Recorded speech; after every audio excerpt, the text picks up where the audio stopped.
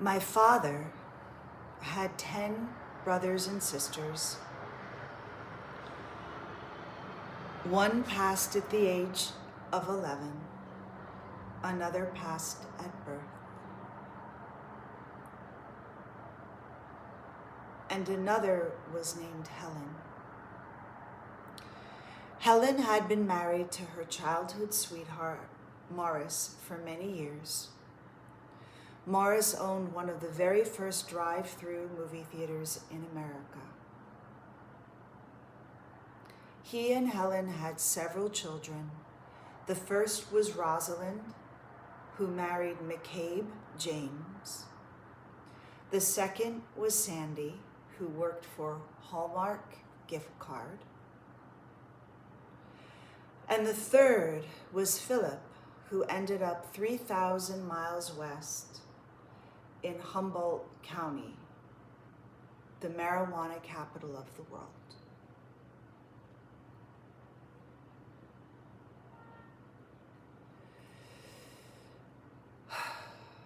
When Philip and Sandy were younger, and for some reason that I do not quite understand, Helen put them both in the foster care system. I don't understand why she did that, as she was alive whilst doing so. Meanwhile, fast forward 1,000,000 years, Rosalind ended up marrying a former Marine named Jim. They had 3 children, Jamie, who's forever married to Sue, who is a vegetarian and works in a facility assisting older people, almost as a nurse.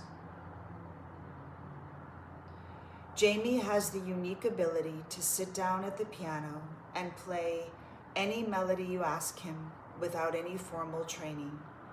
Raw talent, this would be.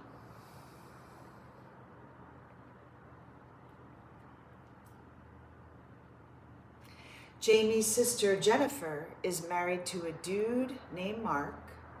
Jennifer helps people who are struggling with addictive behavior, usually towards painkillers and drugs, which is quite an admirable thing to do. And the last child is Eddie. Eddie has children with 2 different women, meaning basically he has 2 wives, meaning he ought to be living in Utah with all the other Mormons.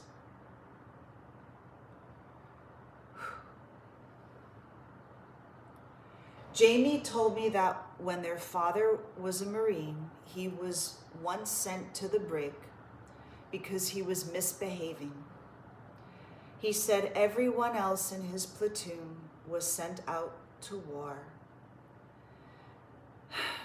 And apparently none of them returned home.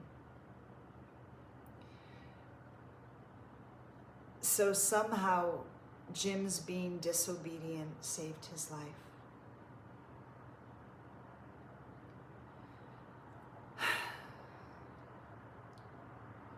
Quite impressive that he was an actual Marine. You have to have a certain list of skills in order to accomplish that task. I would think his children would be nothing but proud of him. Proud, proud, proud, proud, proud, proud, proud. Rosalind's sister Sandy worked for many years for Hallmark greeting cards and was married to her soulmate. 'Twas great to hear her say those words, as she was blessed, truly blessed in that regard.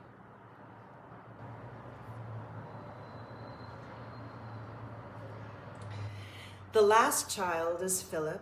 Philip moved 3,000 miles westward during the 1960s to Eureka, almost to never be seen or heard from again.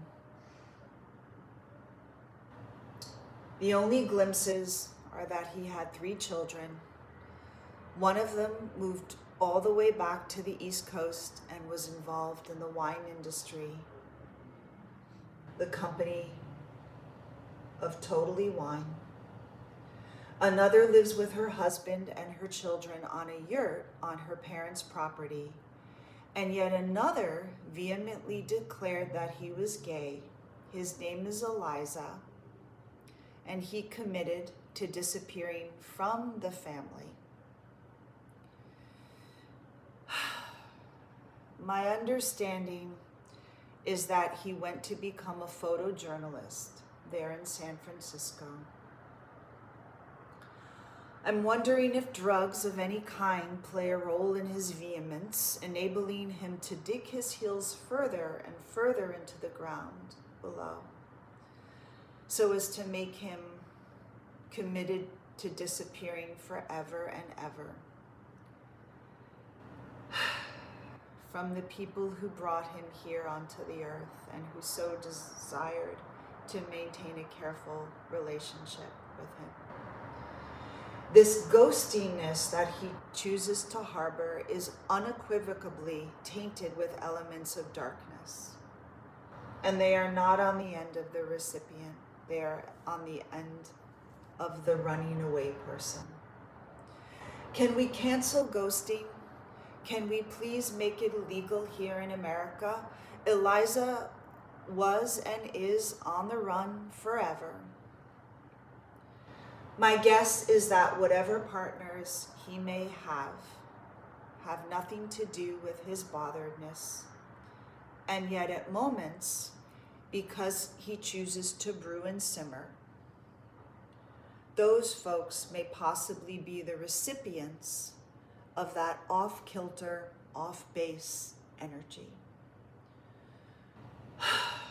Eliza, Eliza, Eliza.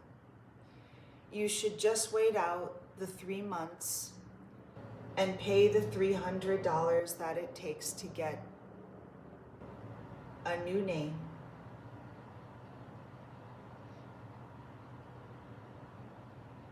Pay the $300 and change your name to Zesty Feisty Eliza, angry photojournalist there in Northern California.